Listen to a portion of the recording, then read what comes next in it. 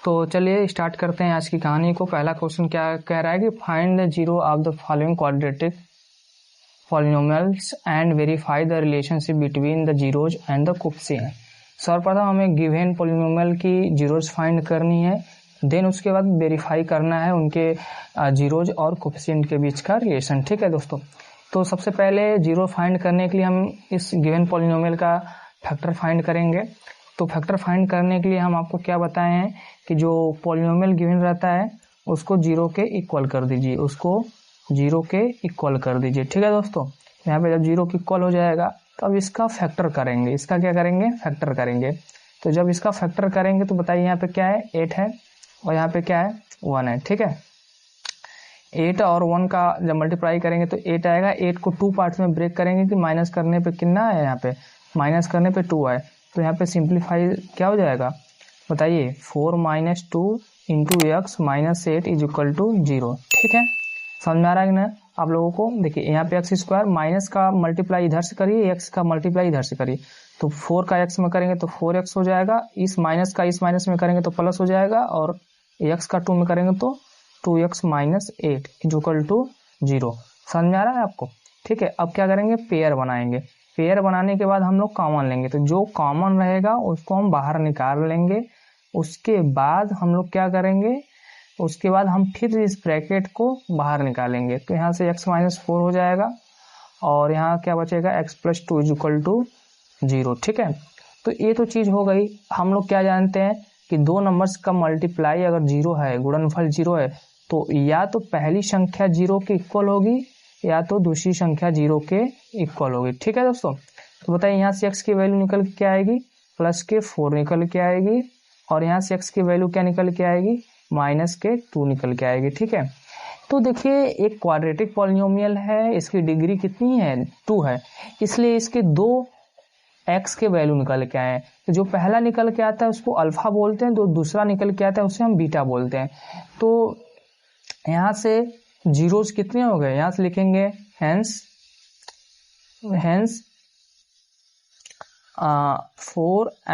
4 and minus 2 are the zeros of the polynomials। ठीक है दोस्तों, यहाँ पे ऐसे लिखेंगे। पहला तो हमें यही फाइंड करना था कि हमें 0 बताना है, तो पहला तो इसका 4 हो गया और दूसरा क्या हो गया? -2। ये काम हो गया। क्वेश्चन में आगे कह रहा है कि verify the relationship between zeros and coefficient. ठीक है, अब हमें वेरीफाई करना है। तो वेरीफाई करने के लिए क्या करेंगे? वेरीफाई करने के लिए हम सम ऑफ द जीरोज का यूज करेंगे और प्रोडक्ट ऑफ द जीरो का यूज करेंगे। ठीक है दोस्तों, तो वेरीफाई क्या होता है? Sum of the zeros. Sum of the zeros is equal to क्या होता है बताइए? सम ऑफ द जीरोज क्या होता है किसी भी क्वाड्रेटिक पॉलिनोमियल का? -b/a होता है। क्या होता है? -b/a होता है। तो सम ऑफ द जीरोज, इसके जीरोज क्या हैं? इसके जीरोज अल्फा और बीटा हैं। तो alpha plus beta is equal to क्या हो जाएगा? -b/a। बताइए दोस्तों, यहाँ पे अल्फा की वैल्यू में क्या मिली है? 4 मिली है, और बीटा की वैल्यू क्या मिली है? 2। तो ये हमारे, और -2 है, बीटा की वैल्यू -2 है। ठीक है, ये हमने फाइंड कर लिया, ये हमने पता कर लिया है। अब क्या करेंगे? सीधे से यहाँ पे अल्फा की जगह पे 4 रखेंगे और बीटा की जगह पे -2 रखेंगे, और ये जो b होता है x का कोफिशिएंट होता है, और जो ये होता है वो यहाँ पे आपके क्वेश्चन में x² का कोफिशिएंट होता है। ठीक है, तो अल्फा के प्लेस पे 4 रखेंगे और बीटा के प्लेस पे -2 रखेंगे इज इक्वल टू, ये माइनस ऐसे ही उतार देंगे, और b क्या है? b होता है आपका x का कोफिशिएंट। तो बताइए x का कोफिशिएंट यहाँ पे क्या है? x का गुणांक क्या है भाई? -2 है, तो यहाँ पे -2 हो जाएगा डिवाइड बाई a क्या है? x² coefficient. तो x² का कोफिशिएंट क्या है? 1 है, तो यहाँ पे 1 हो जाएगा। अब ये प्लस और माइनस, तो प्लस का और माइनस का मल्टीप्लाई जब होता है तो माइनस आता है, और माइनस का मल्टीप्लाई माइनस में होता है तो प्लस हो जाता है। ठीक है, इस 4 को 2 से माइनस करिए तो कितना आएगा? 2 इज इक्वल टू 2। हमारा सम ऑफ द जीरोज तो वेरीफाई हो गया। अब बात करते हैं प्रोडक्ट ऑफ द जीरोज। क्या बात करते हैं दोस्तों? Product of the zero.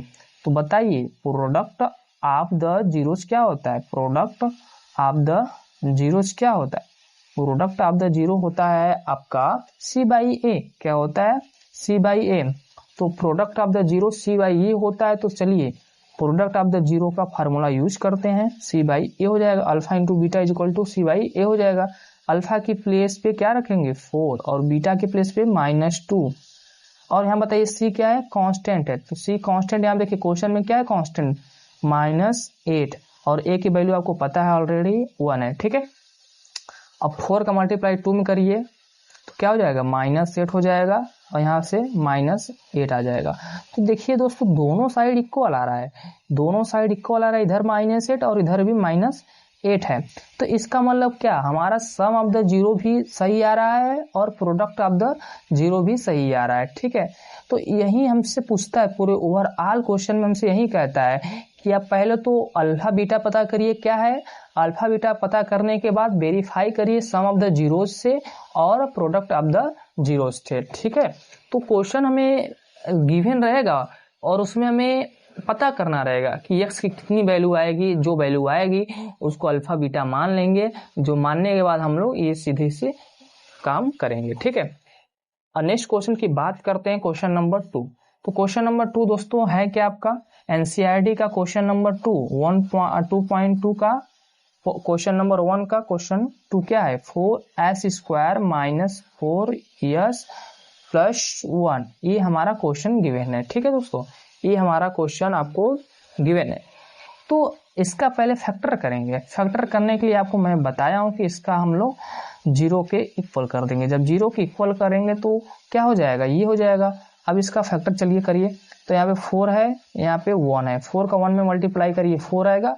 4 को ऐसे 2 पार्ट्स में ब्रेक करिए कि प्लस करने पे कितना जाइए, मिड वाला टर्म ना आना चाहिए। मिड वाला टर्म आ जाएगा तो हमारा आंसर मैच कर जाएगा। तो 4s² - 2 + 2 s + 1 is equal to 0। ठीक, कोई दिक्कत नहीं, दिक्कत तो नहीं होनी चाहिए आपको। देखिए यहाँ पे 2s हो जाएगा और माइनस का प्लस में करेंगे तो -2s हो जाएगा + 1 इज इक्वल टू 0। यहाँ से क्या कॉमन लेंगे बताइए? कॉमन यहाँ से लेंगे 2s। जब यहाँ से 2s कॉमन लेंगे तो बचेगा क्या? 2s - 1 बचेगा।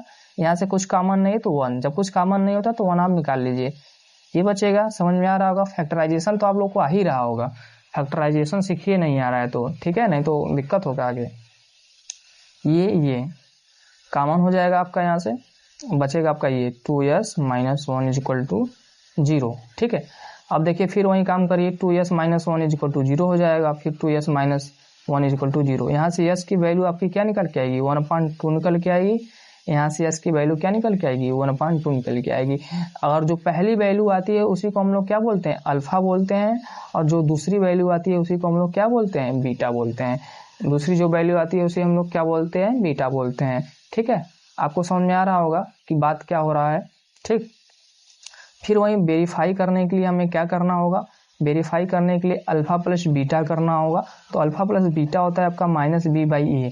ठीक है दोस्तों, लिखने की जरूरत नहीं है सम ऑफ द जीरोज, एक क्वेश्चन का मेथड मैंने बता दिया है, आप चाहे तो वहां से नोट कर सकते हैं। ठीक है, तो अल्फा की वैल्यू क्या है? 1/2 है और बीटा की वैल्यू भी 1/2 है। ठीक है, माइनस लगा दीजिए। अब बी क्या है आपका? क्वेश्चन देखिए बी क्या है? बी आपका -4 है, तो यहाँ पे क्या हो जाएगा? -4। और आपका ए क्या होता है? ए होता है s² का कोफिशिएंट। तो s² का कोफिशिएंट बताइए क्या है यहाँ पे? बताइए क्या है? 4 है, तो यहाँ पे 4 हो जाएगा। ठीक, अब इसको जब ऐड करेंगे तो हाफ ऐड होगा तो 1 आ जाएगा। ठीक है, यहाँ माइनस माइनस प्लस हो जाएगा, 4 से 4 डिवाइड करेंगे तो कितना आ जाएगा? 1 ही तो आएगा। ठीक, कोई समस्या नहीं। तो सम ऑफ द जीरोज में देखिए इक्वल आ गया। अब बात करेंगे प्रोडक्ट ऑफ द जीरो। तो प्रोडक्ट ऑफ द जीरो क्या होता है? C/A होता है। क्या होता है दोस्तों? C/A होता है। ठीक, तो अल्फा की वैल्यू 1/2 है, बीटा की वैल्यू भी 1/2 है, इज इक्वल टू C आपका क्या है? C कांस्टेंट टर्म है। तो कांस्टेंट टर्म देखिए क्वेश्चन में कितना गिवन है? 1 गिवन है। कितना गिवन है? 1 गिवन है, तो यहाँ पे 1 कर लीजिए। ठीक, और A की वैल्यू यहाँ पे क्या गिवन है? A आपका 4 गिवन है, तो यहाँ पे क्या हो जाएगा? अपान के 4 हो जाएगा। ठीक, तो 1 1 जा 1 और नीचे न्यूमरेटर का मल्टीप्लाई करना है, तो आ ही रहा होगा आप लोगों को। ठीक है, तो देखिए दोनों साइड इक्वल आ गया। दोनों साइड इक्वल आने का मतलब ये हुआ कि हमारा जो पूरा कैलकुलेशन था हमारा सही है। तो वेरीफाई करने के लिए sum of the zeros product of the zeros का यूज करेंगे और आपको जीरोज निकालने के लिए फैक्टराइजेशन करना होगा। ठीक है दोस्तों, तो ये हमारा क्वेश्चन नंबर 2 हो गया। इसी प्रकार क्वेश्चन नंबर 3 है। क्वेश्चन नंबर 3 क्या है उसको भी देख लेते हैं इसी टाइम। तो क्वेश्चन नंबर 3 आपका गिवन क्या है, एनसीईआरटी का क्वेश्चन है 6x² माइनस 3 माइनस 7x। ठीक, इसी में भी हमें क्या करना है कि जीरोज फाइंड करना है, उसके बाद हमें वेरीफाई करना है। तो पहले इसको तो सही ढंग से लिखते हैं, ये सही ढंग से नहीं है, इसको सही ढंग से बनाइए। सही ढंग से बनाने का मतलब असेंडिंग ऑर्डर या तो डिसेंडिंग ऑर्डर में हमें करना पड़ेगा, तभी जाके हमारा काम बनेगा। ठीक, अब देखिए यहाँ पे 6 है और यहाँ पे 3 है, तो 6 3 का मल्टीप्लाई करेंगे 18 मतलब 18 को 2 पार्ट्स में ब्रेक करिए कि माइनस करने पे 7 आए। तो हम ले लेते हैं 9 और 2, 9 में से -2 करेंगे तभी तो 7 आएगा, और 9 का 2 में मल्टीप्लाई करेंगे तो 18 आ जाएगा। ठीक, तो यहाँ पे लिखेंगे क्या, 6x² माइनस ब्रैकेट में minus 9 minus 2x minus 3 equal to 0। अब यहाँ से क्या करेंगे, ब्रैकेट को ओपन कर दीजिए। जब ब्रैकेट को ओपन करेंगे तो अभी तो हमारा काम बनेगा आगे। देखिए समझते रहिए, जहाँ नहीं आ रहा है कमेंट करते रहिए धड़ाधड़। अब यहाँ पे क्या होगा भाई, क्या कॉमन होगा, चलिए यहाँ से हम 3 कॉमन ले लेते हैं। तो 3x कॉमन लेंगे तो बचेगा 2x माइनस के 3 बचेगा। यहाँ से क्या कॉमन लेंगे, कुछ नहीं कॉमन लेंगे। जब कुछ नहीं कॉमन लेंगे तो बस उतार दीजिए आप। ठीक, देखिए डब्बा आपका बराबर आ रहा है, ब्रैकेट बराबर आ रहा है। जब ब्रैकेट बराबर आता है तो इसका मतलब हम सही जगह पे जा रहे हैं, सही रास्ते पे हैं। ठीक है, फिर वही काम आगे, यहाँ से हम क्या करेंगे, इसको 0 के इक्वल करेंगे और इसको भी 0 के इक्वल कर देंगे। तो यहाँ से x की वैल्यू आप अगर निकालना चाहे तो 3/2 हो जाएगा, और यहाँ से जब x की वैल्यू आप निकालेंगे तो ये हो जाएगा। ठीक, -1/3। इसे हम अल्फा बोलते हैं, इसे हम बीटा बोलते हैं। तो आपका जो जीरोज आ गया, तो नंबर ऑफ 0 आया वो अल्फा और बीटा है। नंबर ऑफ जो 0 मतलब 2 है, क्योंकि यहाँ पे क्वाड्रेटिक पॉलिनोमियल है इसलिए इसके 2 जीरोज निकल के आए। वेरीफाई करने के लिए मैं आपको बता दिया है कि sum of the zeros use करेंगे alpha plus beta minus b/a। तो अल्फा के प्लेस पे 3/2 रख दीजिए और बीटा के प्लेस पे -1/3 रख दीजिए।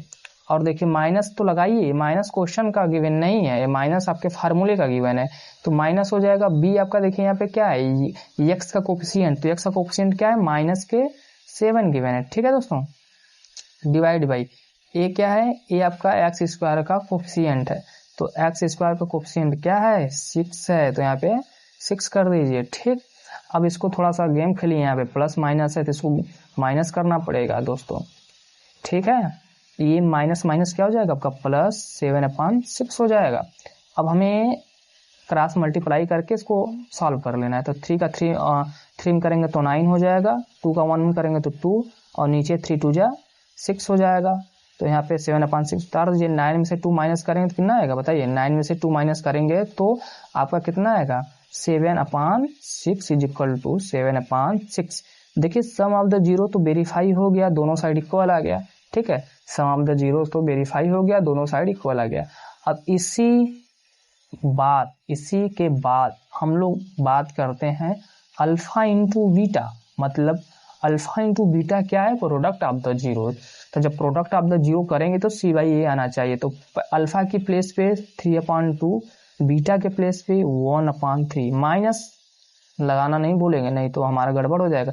c की वैल्यू देखिए कांस्टेंट है, तो कांस्टेंट क्वेश्चन में क्या गिवन है, -3 गिवन है। और a आपका पता ही ऑलरेडी कितना है, ये बताइए 6 है। ठीक, a क्या है आपका 6 है। अब क्या करेंगे, सीधा मल्टीप्लाई कर देंगे भाई। 3 का 1 में करेंगे तो -3, और नीचे का करेंगे तो 6 आ जाएगा। इसी प्रकार इधर का देखिए, इसे ज्यों का त्यों उतार दीजिएगा।